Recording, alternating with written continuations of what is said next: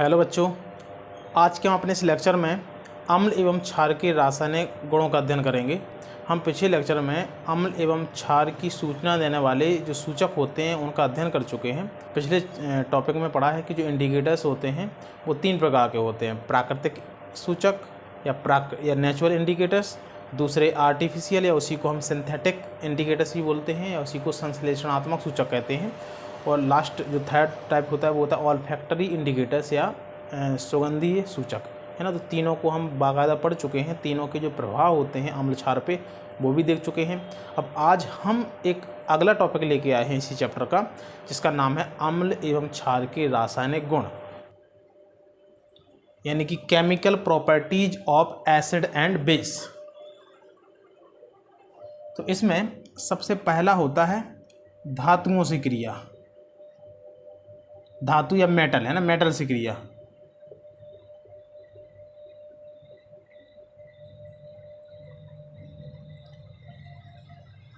अब धातुओं से क्रिया दोनों करते हैं, अम्ल एवं क्षार। तो सबसे पहले हम पढ़ते हैं अम्ल, है ना। जब भी अपन अम्ल पे धातु की क्रिया कराते हैं या अम्ल से धातु की क्रिया कराते हैं तो लवण बनता है और हाइड्रोजन गैस बनती है।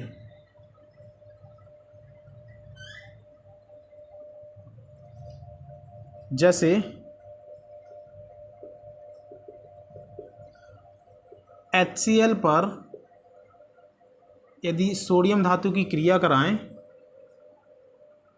तो NaCl यानी कि सोडियम क्लोराइड बनता है, जो कि सॉल्ट होता है, और H2 गैस ऐसे निष्कासित हो जाती है। यानी कि अब इसको बैलेंस भी कर दें, यहाँ पे इसको ऐसा 2 ले लो और यहाँ पे इसको 2 ले लो तो ये बैलेंस हो गया। इस प्रकार से होती है अम्लों पे क्रिया। अब सेकंड है कि जब क्षार पर भी हम धातु की क्रिया कराते हैं तब भी लवण एवं हाइड्रोजन गैस बनती है। धातु से क्रिया कराएंगे तो लवण बनेगा प्लस हाइड्रोजन गैस बनेगी।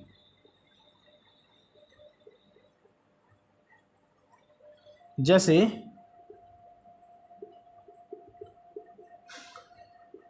NaOH की रिएक्शन कराएं, सोडियम हाइड्रोक्साइड वो होता है, इसकी रिएक्शन कराएंगे हम जिंक के साथ तो सोडियम जिंकेट बन जाता है Na2ZnO2।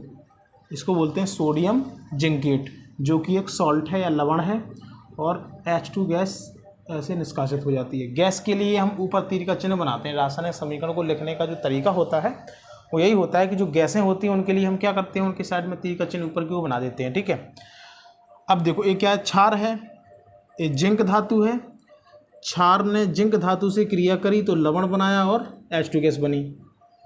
अब इसको थोड़ा सा बैलेंस कर लो। चलो NaOH Zn कितना है, यहाँ पे सिंगल ही है, तो देखो यहाँ पे Na2 है, Na2 ऑक्सीजन भी 2 है यहाँ पे, तो ऑक्सीजन भी यहाँ पे 2 हो गए, H2 2 है, H2 2 है, जिंक 1 है तो जिंक 1, मतलब ये क्या हो गया, हमारा बैलेंस हो गया है। तो इस प्रकार से जब भी हम अम्ल की या क्षार की धातु से क्रिया कराते हैं तो लवण बनता है और हाइड्रोजन गैस बनती है। अब हम देखेंगे कि जो हाइड्रोजन गैस है इसका टेस्ट करेंगे हम, ठीक है। तो हम हेडर लगाएंगे H2 गैस का टेस्ट या H2 गैस का परीक्षण।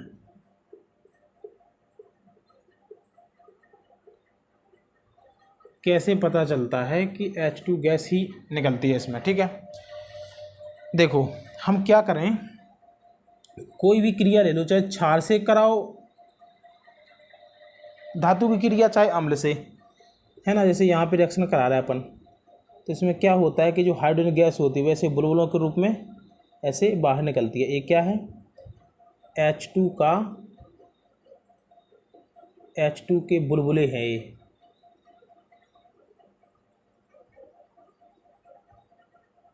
अपन इस बर्तन में कोई रिएक्शन करा रहा है, अब जैसे हम इसके पास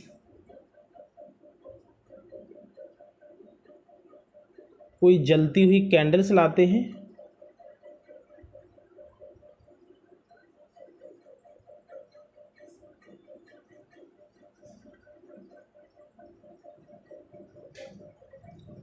ऐसे ये जलती हुई कैंडल्स लाते हैं। तो जब हम जलती, ये क्या है, जलती हुई कैंडल्स है,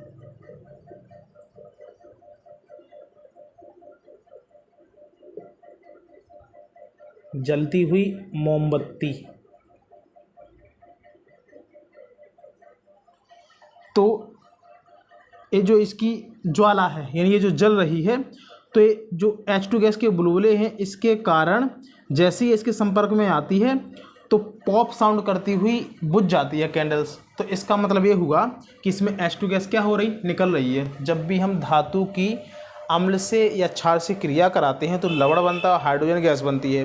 हाइड्रोजन गैस बनती है, इसका परीक्षण हम इससे करते हैं कि जब भी हम किसी जलती हुई मोमबत्ती को H2 गैस के बुलबुले के संपर्क में लाते हैं तो पॉप साउंड करती हुई इसकी जो मोमबत्ती वो बुझ जाती है। इस प्रकार से परीक्षण हो जाता है कि इस रिएक्शन में, इस अभिक्रिया में H2 गैस निष्कासित हो रही है। ठीक है, ये तो ये हो गया। अब दूसरा गुण है धातु कार्बोनेट एवं हाइड्रोकार्बोनेट से क्रिया। तो देखो, जब भी हम अम्ल पर धातु कार्बोनेट,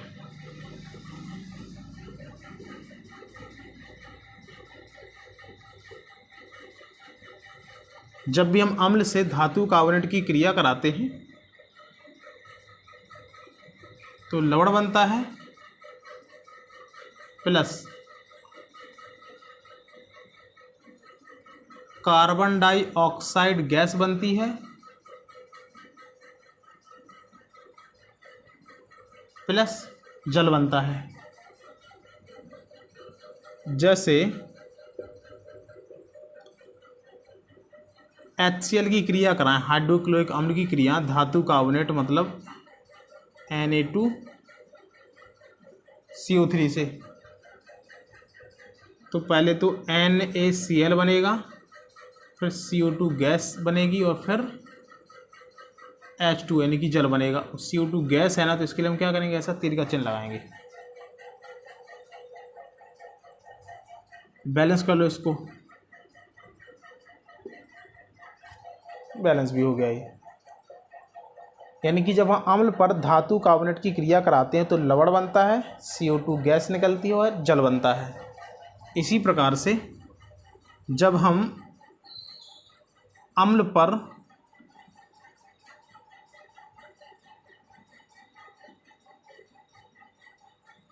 धातु हाइड्रोजन कार्बोनेट या हाइड्रोकार्बोनेट भी उसी को बोलते हैं, धातु हाइड्रो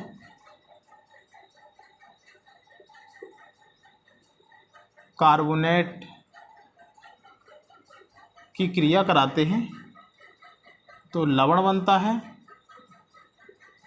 प्लस कार्बन डाइऑक्साइड बनती है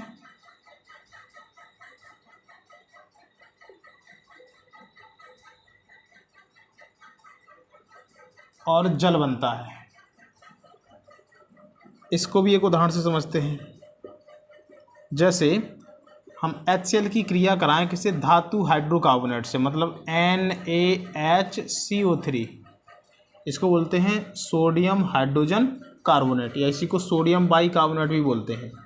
तो जब अम्ल की सोडियम हाइड्रोजन कार्बोनेट से क्रिया कराते हैं तो NaCl बनेगा प्लस CO2 गैस निकलेगी और जल मतलब H2O बनेगा। CO2 गैस है तो इसको हम तीर का चिन्ह लगाएंगे इसकी साइड में, बगल में। अब देखो, अम्ल पर हमने धातु हाइड्रोकार्बोनेट की क्रिया कराई तो लवण बन गया, CO2 गैस निकली इसमें और जल बन गया। अब अभी अपन ने किससे क्रिया कराई, अम्ल से। अब यहाँ पे हम नोट करके लिखेंगे कि क्षार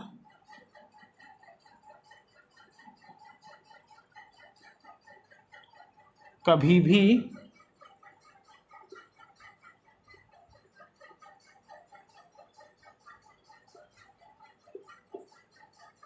धातु कार्बोनेट एवं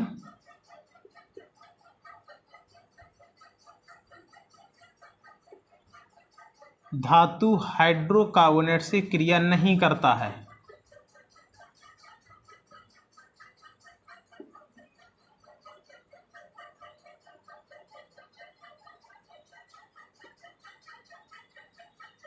ये हम याद रखेंगे।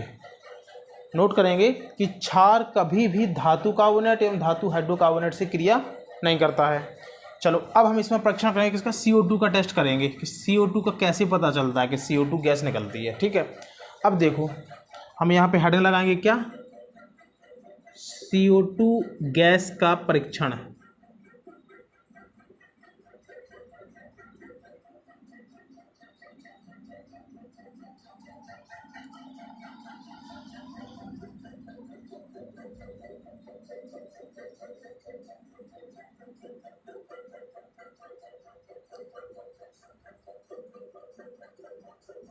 इसमें क्या है, चूने का पानी, मतलब CaOH का होल ट्वाइस है ये। जब भी हम चूने के पानी से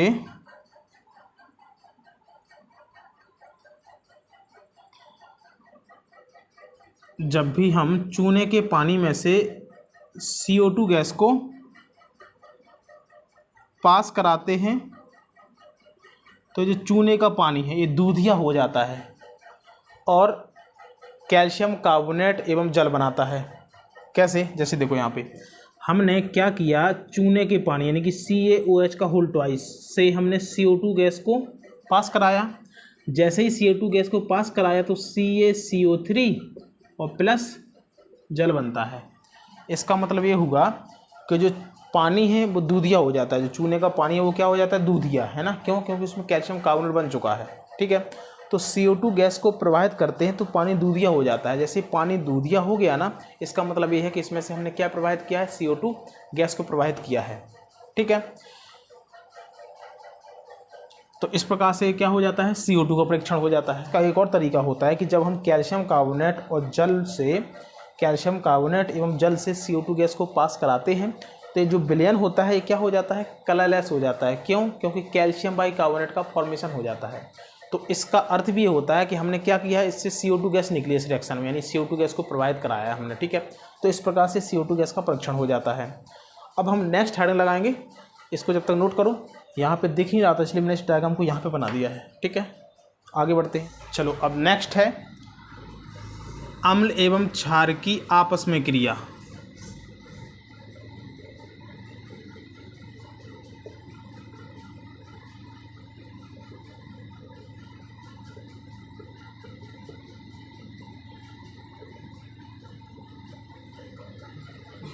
तो देखो, जब भी हम अम्ल की और क्षार की आपस में क्रिया कराते हैं तो लवण एवं जल बनता है। लवण प्लस जल, और इस अभिक्रिया को बोलते हैं उदासीनीकरण अभिक्रिया। यानी अम्ल एवं क्षार आपस में क्रिया करके लवण एवं जल बनाते हैं। इस अभिक्रिया को उदासीनीकरण अभिक्रिया कहते हैं। बहुत इंपॉर्टेंट है, हमेशा बोर्ड एग्जाम में इसको उदाहरण से पूछा जाता है। ठीक है, तो इस रिएक्शन को क्या बोलते हैं, उदासीनीकरण अभिक्रिया। याद रखना, न्यूट्रलाइजेशन रिएक्शन।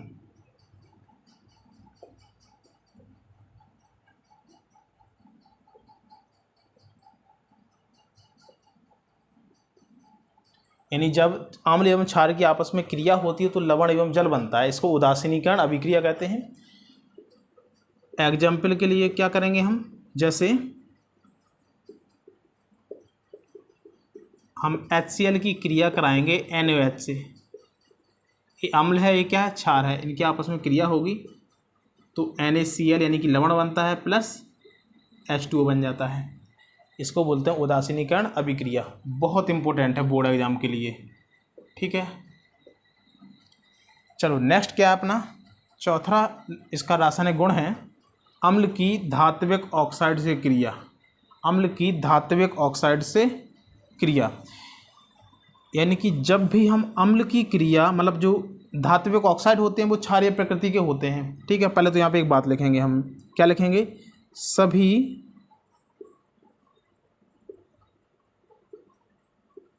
धात्विक ऑक्साइड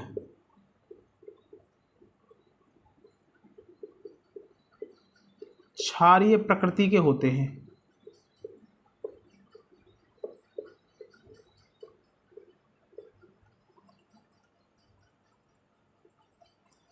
सभी धात्विक ऑक्साइड क्षारीय प्रकृति के होते हैं। क्षारीय प्रकृति के, तो हम क्या कर रहे हैं, अम्ल पर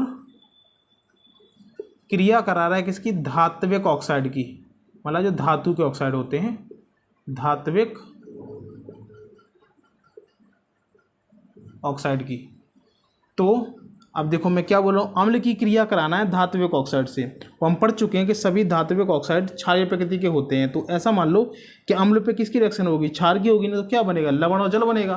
कुछ लग रहा है ना ऐसा, मतलब जब भी अम्ल की क्षार से क्रिया होती है तो लवण और जल बनता है, हम पढ़ चुके हैं पहले उदासीनीकरण अभिक्रिया में। तो मैं बोल रहा हूँ यहाँ पे कि सभी धात्विक ऑक्साइड क्षारीय प्रकृति के होते हैं। इसका मतलब ये हुआ कि जब भी अम्ल किसी धात्विक ऑक्साइड से क्रिया करेगा तो लवण बनाएगा और जल बनाएगा। ठीक है, तो क्या बनता है, लवण बनाता है और जल बनाता है। रटना नहीं है ना, समझना है, केवल थोड़ा सा सेंस लगाते चलो तो तुमको पता चल जाएगा कि क्या बनना है। ठीक है, थोड़ा समझने वाली बात है इसमें। ठीक है, कुछ रटने वाला नहीं है। जैसे HCl की क्रिया कराएंगे धात्विक ऑक्साइड यानी कि CaO, ये क्या हो गया, धात्विक ऑक्साइड। कैल्शियम धातु है, धातु का ऑक्साइड है ये, तो धात्विक ऑक्साइड।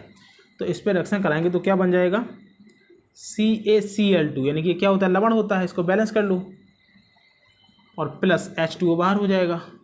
तो देखो मैंने क्या किया है, अम्ल पर धात्विक ऑक्साइड की क्रिया कराई तो लवण बन गया और जल बाहर हो गया। ठीक है, मतलब जल भी बन गया। इसी प्रकार नेक्स्ट है क्षार की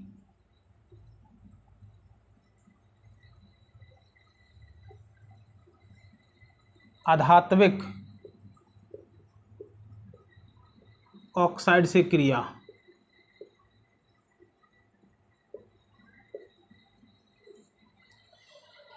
तो धात्विक ऑक्साइड क्षारीय प्रकृति के होते हैं, तो अधात्विक ऑक्साइड किस प्रकृति के होंगे, अम्लीय प्रकृति के। ठीक है, अपोजिट होते हैं। तो यहाँ पे फिर से वही बात लिखेंगे कि सभी क्षार नहीं, सभी अधात्विक ऑक्साइड, सभी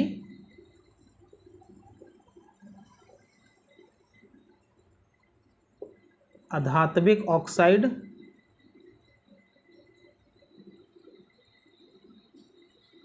अम्लीय प्रकृति के होते हैं।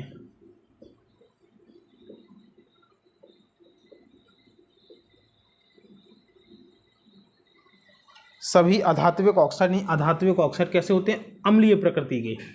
ठीक है, हमको क्रिया किसकी करानी है, क्षार की अधात्विक ऑक्साइड से करानी है। मतलब दिख रहा ना यहाँ पे, पहले देखो,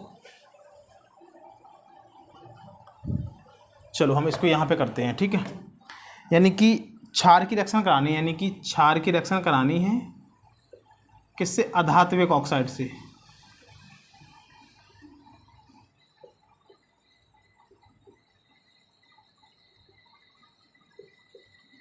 तो फिर से अधात्विक ऑक्साइड अम्लीय प्रकृति के होते हैं, मतलब क्षार की क्रिया होनी है अधात्विक ऑक्साइड से। तो क्या बन जाएगा, लवण और जल, क्योंकि ये अम्ल जैसा व्यवहार करता है अधात्विक ऑक्साइड। तो क्षार की ऐसा मानो कि ऐसे अम्ल से क्रिया हो रही हो, तो भी क्या बनेगा, लवण और जल बनेगा, क्योंकि न्यूट्रलाइजेशन वैसे ही होता है ना। तो मतलब ये न्यूट्रलाइजेशन रिएक्शन नहीं है, ये हमको थोड़ा सा समझना है कि बनेगा क्या, है ना। तो थोड़ा सा सेंस लगाते चलना है, सो बनते जाएगा। ठीक है, क्या है कि जितने भी क्षार होते हैं, सभी क्षार सबसे ज़्यादा अधात्विक ऑक्साइड से क्रिया करते हैं, सबसे ज़्यादा। ठीक है, ये ध्यान रखना है। तो यहाँ पे क्या बनेगा, लवण बनेगा प्लस जल बनेगा। जैसे क्षार लिया अपन ने क्या, CaOH का होल टॉइस, ये क्या क्षार है अपना, और इस पर क्रिया कराई हमने किसकी, अधात्विक ऑक्साइड की, यानी कि CO2 की। CO2 क्या एक अधात्विक ऑक्साइड होता है। तो इसकी रिएक्शन कराते हैं तो क्या बनता है, CaCl2, CaCl2 यानी कि लवण बनेगा प्लस H2O बन जाएगा। तो इस प्रकार क्या हो गया, लवण और जल बन गया। मतलब एक इसकी क्रिया हो गई, क्षार पर अधात्विक ऑक्साइड की क्रिया। ठीक है, ए हो गया। अब हम चलते हैं काय में कि जब हम अम्ल एवं क्षार को जलीय विलयन में डालते हैं तो क्या प्रभाव दिखता है। ठीक है, इसको पढ़ेंगे अब। 4-5 है ना, 6वें नंबर पे जा रहे हैं अपन। अगला है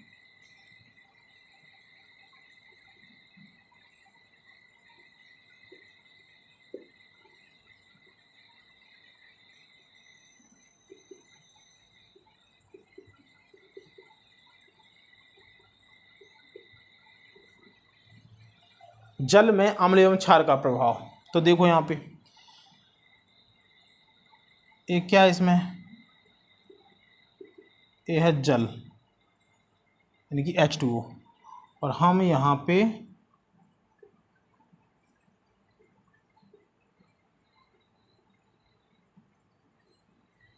इसमें ले लें क्या, अम्ल। पहले हम लिखेंगे